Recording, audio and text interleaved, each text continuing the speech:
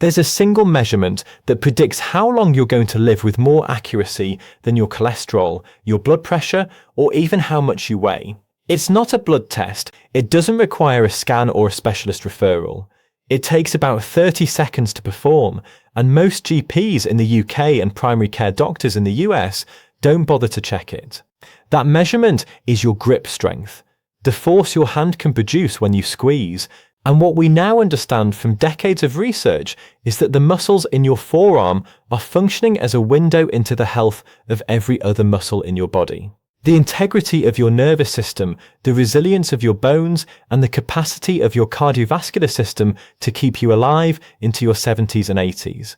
Weak grip in your 50s and 60s is one of the strongest predictors we have for early mortality, dementia, falls, fractures, and loss of independence. Stronger than smoking status in some studies. Stronger than blood pressure in others. And the reason this matters is that for decades, we've been told that longevity is about cardio, about getting your heart rate up, about steps and treadmills and zone 2 training. Except that's only half the story. What we're now understanding is that muscle, and specifically the strength of muscle, is the organ system that determines whether your last 20 years are spent independent or dependent. And most people have been training or not training for the wrong outcome entirely. Hi, I'm Dr. Alex. I'm an emergency medicine doctor, and after nearly 10 years working in AANDE, I've seen what happens when preventable decline isn't prevented. I've seen the 72-year-old who couldn't get up from a fall and spent 6 hours on the kitchen floor. I've seen the 68-year-old who broke a hip stepping off a curb and never walked unaided again. And my goal now is to help people avoid those outcomes in the first place and to live longer, healthier, more independent lives. So for the next few minutes, I want to walk you through why grip strength predicts so much, what's actually happening in your body when it weakens, and what you can do about it starting this week. But before we get into the mechanism, I want to make you a promise. I promise to keep creating the most helpful videos I possibly can, grounded in science and the latest research, to help you live longer and to help you prevent the diseases I see in the emergency department every single day. And all I ask in return is that you give this fairly new channel a chance and hit the subscribe button. If you get to the end of this video and you didn't think it was worth your time, or you've not learned something new, then feel free to unsubscribe, no hard feelings. But if you give me your time and your attention, I'll give you everything I've learned from over a decade in medicine. So please help me out. Hit the subscribe button to help this channel reach more people like you. And let's continue. So to understand why grip strength predicts mortality so powerfully, we need to step back and look at what muscle actually does in the body. Most people think of muscle as the thing that lets you lift, push, and carry. That's true, but it's almost the least interesting thing muscle does. Muscle is the largest endocrine organ in your body. It's not just contractile tissue, it's an active hormone factory that releases signaling molecules called myokines every time it contracts. These myokines travel through your bloodstream and affect your brain, your liver, your fat tissue, your immune system, and your cardiovascular system. When you have more muscle, and that muscle is regularly being challenged, you're producing more of these protective signaling molecules constantly throughout the day. When you lose muscle, you lose that signaling network. The factory shuts down. Now here's where it gets really interesting. Your skeletal muscle is also your largest reservoir for glucose disposal. After you eat a meal, around 70 to 80% of the glucose in your bloodstream gets pulled into muscle tissue, where it's either burned for energy or stored as glycogen for later. The more muscle you have, and the more metabolically active that muscle is, the more glucose your body can clear without needing to release large amounts of insulin. When muscle mass declines, that disposal capacity shrinks, glucose lingers in the blood for longer, insulin has to work harder, and over time, this is one of the major mechanisms that drives type 2 diabetes in older adults, even in people who haven't gained significant weight. It's not that they're eating worse, it's that they've lost the metabolic machinery to handle what they're eating. The third thing muscle does, and this is crucial, is protect your skeleton. Bone responds to mechanical load. When muscles pull on bones with force, the bone responds by laying down more mineral, getting denser, getting stronger. When muscles weaken and stop pulling with force, bones begin to demineralize. Osteoporosis isn't just a calcium problem or a hormone problem, it's a mechanical loading problem. Weak muscles produce weak bones, and weak bones fracture when you fall. So when we measure grip strength specifically, what we're really measuring is a proxy for total body muscle function. The forearm muscles are small, but they're connected to the same neuromuscular system, the same nutritional status, the same hormonal environment, and the same exercise patterns as every other muscle in your body. Research published in The Lancet showed that for every 5 kilogram decrease in grip strength, the risk of all-cause mortality climbs by around 16%. The risk of cardiovascular death climbs by about 17%. The risk of stroke climbs by 9%. These aren't small numbers, and they hold up across countries, across ethnicities, across income levels. Weak grip is a near universal warning sign. Now here's the part that surprises most people. The connection isn't because squeezing things keeps your heart healthy. The forearm muscles aren't doing anything magical. Grip strength is a marker, not a mechanism. It reflects the underlying state of your neuromuscular system, your nutritional intake, your hormonal balance, your physical activity patterns, and your overall reserve capacity. A strong grip in your 60s tells us that the systems supporting all your muscles are still functioning. A weak grip tells us those systems are degrading. The hand is the canary in the coal mine. The mine is your whole body. There's another layer here that involves the brain directly. The motor cortex, the part of your brain that controls voluntary movement, is intimately connected to muscle activity. When muscles atrophy and become less active, the corresponding parts of the motor cortex shrink as well. This is one of the reasons why physical inactivity is now considered a major risk factor for dementia. Muscle and brain are not separate systems, they're two ends of the same wire. When one weakens, the other follows. Studies in journals like Neurology have repeatedly shown that grip strength in midlife correlates with brain volume and cognitive function decades later. The hand predicts the mind. Just really quickly, if you're getting value from this video so far, please consider subscribing. Now here's the mistake almost everyone over 40 is making. And I want to be careful here because this isn't your fault. The advice you've been given for the last 30 years has been incomplete. We've been told that the foundation of healthy aging is aerobic exercise. Walking, cycling, swimming, jogging. Get your heart rate up. Hit your step count. And don't get me wrong, aerobic exercise matters enormously. It improves your cardiovascular function, your insulin sensitivity, your mood, and your endurance. I'm not telling anyone to stop walking. What I'm telling you is that walking alone is not enough. And for most people over 50, walking has become a substitute for the type of training that actually preserves muscle and bone. The mistake is treating cardio as the whole picture when it's really just one piece. Here's what's happening biologically. From around the age of 30, you begin losing muscle mass at a rate of about 3 to 8% per decade if you're not actively training to preserve it. After 60, that rate accelerates to closer to 1 to 2% per year. This is a condition called sarcopenia, which is the age-related loss of muscle tissue, and it happens silently. It doesn't hurt. You don't notice it day to day. But over 20 years, someone who started with reasonable muscle mass at 50 can end up at 70 with so little functional muscle that they struggle to stand up from a low chair without using their arms. They struggle to carry shopping in from the car. They struggle to climb stairs without holding the handrail. And the cruelest part is that by the time they notice, it's already late in the process. Let me give you 4 examples of what this looks like in real daily life, because I think this is where it becomes obvious. The first is the jar lid. You've probably had the experience yourself, or watched a parent struggle with this. A jar of pasta sauce or pickles that simply will not open. 20 years ago, the same hand opened it without a second thought. Now it requires a tea towel, hot water, and 3 attempts. That's not bad luck. That's grip strength quietly declining. The second is the staircase. There's a moment, often in the late 50s or early 60s, when people begin reaching for the handrail, not occasionally, but every time. They're not consciously aware they've changed. They just notice their balance feels different. What's actually happening is that the muscles in their thighs and hips have weakened to the point that single leg stability is compromised. The handrail is doing the work the legs used to do. The third is getting out of a low chair or off the floor.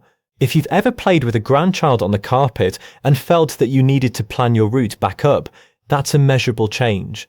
There's a test called the sit to rise test, where you simply sit down on the floor and stand back up without using your hands or knees for support. The score on this test in adults aged 51 to 80 has been shown in research to predict all-cause mortality over the following 6 years. The lower your score, the higher your risk. It's that direct. The fourth is carrying. 2 bags of shopping from the car to the kitchen, a suitcase up a flight of stairs, a bag of compost across the garden. The weight you used to handle without thinking now requires multiple trips or makes your shoulders ache for 2 days afterwards. That's not aging being unkind to you. That's a system that hasn't been challenged enough to maintain itself. Muscle that isn't loaded gets discarded. The body is ruthlessly efficient. It will not maintain tissue it doesn't think you need.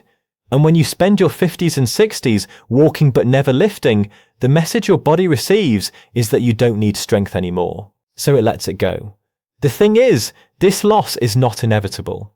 It's not a fixed feature of aging. It's a response to disuse. Studies of master athletes in their 70s and 80s show that people who continue to train with resistance into late life maintain muscle mass that looks closer to someone in their 40s than someone their full age. The biology is still there. The capacity to build and preserve muscle responds to stimulus at any age. The mistake isn't that you've gotten older. The mistake is that the world stopped asking you to be strong and you accepted that as normal. Now let's talk about what actually moves the needle, because I'm not advocating for extreme approaches here. You don't need to become a powerlifter. You don't need to spend 2 hours a day in a gym. What the research consistently shows is that relatively modest amounts of the right kind of training produce remarkable changes, even in people starting from a sedentary baseline in their 60s and 70s. So let me walk you through what I'd recommend, and I want to tie each one back to the mechanisms we've been talking about. The first thing, and this is the foundation of everything else, is resistance training 2 to 3 times per week. This doesn't have to mean barbells. It can be bodyweight movements, resistance bands, dumbbells, kettlebells, or machines at a gym. What matters is that you're loading your muscles in a way that challenges them. The principle here is mechanical tension. Muscle grows and maintains itself in response to being asked to produce force against resistance. Walking doesn't provide that. Cycling doesn't provide enough of it. You need movements like squats, deadlifts, rows, presses, and carries. These compound movements load multiple muscle groups at once and stimulate the hormonal response that preserves muscle and strengthens bone. For most people starting out, 2 sessions a week of 30 to 45 minutes is enough to produce significant changes in 3 to 6 months. Research published in journals like Medicine and Science in Sport and Exercise has shown that even people in their 80s and 90s can double their leg strength within 12 weeks of starting a structure resistance program. The capacity is there, it just needs to be activated. The second action is to specifically train your grip. This sounds almost too simple, but the data supports it. Carrying heavy objects, hanging from a bar, using grip strengtheners, even gardening that involves squeezing and pulling, all challenge the forearm muscles directly. One of the easiest interventions is what's called a farmer's carry. You pick up a heavy object in each hand, a kettlebell, a dumbbell, a bag of flour, anything substantial, and you walk with it for 30 to 60 seconds. This single exercise loads your grip, your core, your shoulders, and your legs simultaneously. Doing this 2 or 3 times a week, gradually increasing the weight you can carry, will measurably improve your grip strength within weeks. And remember what we said earlier, grip strength is a marker for whole body function. Improving it isn't just about being able to open jars. It's a sign that the underlying systems are responding.